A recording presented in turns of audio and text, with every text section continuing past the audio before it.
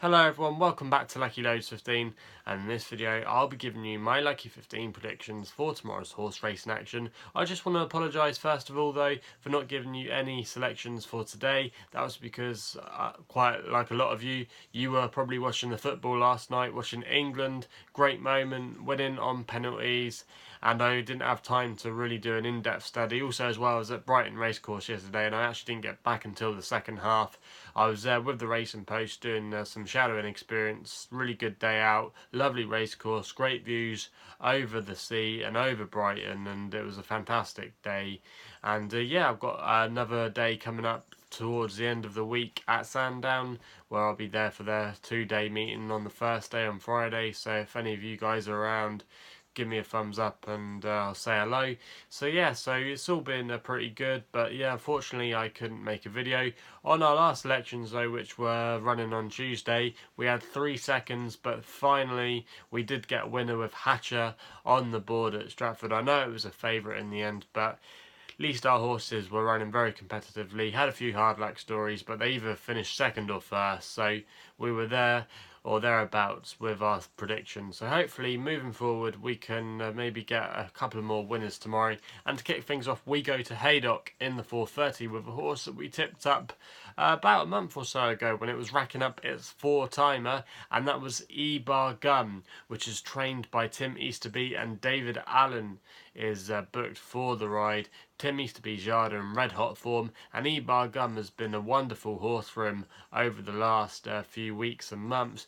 As we said, he's racked up a 4-timer, and we backed him one of those days. I think it was his run at Beverley we backed him, and it was a very good selection that day.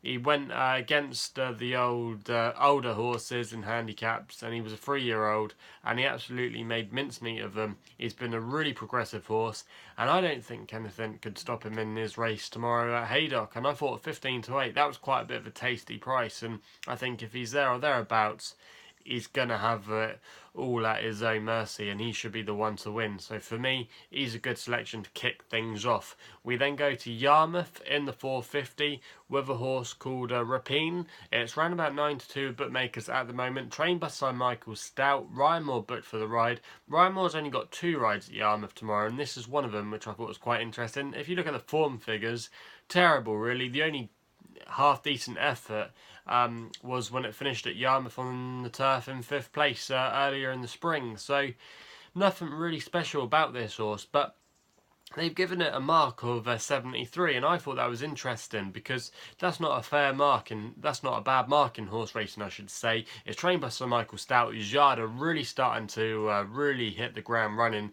especially in the last couple of weeks. Typical Stout horse this could be, one that improves over time. I thought it was interesting as well. Ryan Moore was coming here to ride this horse tomorrow in the colours of the Cheveley Park stud, and for me I thought 9-2 was an interesting option, and he's only got 3 other horses to beat. If he can get the start right, where he's often been costly at the start, he could be the one that they've all got to beat tomorrow, and I thought 9-2 was a bit of a juicy price there. I would take on Howman, which is the Roger Varian horse in this race.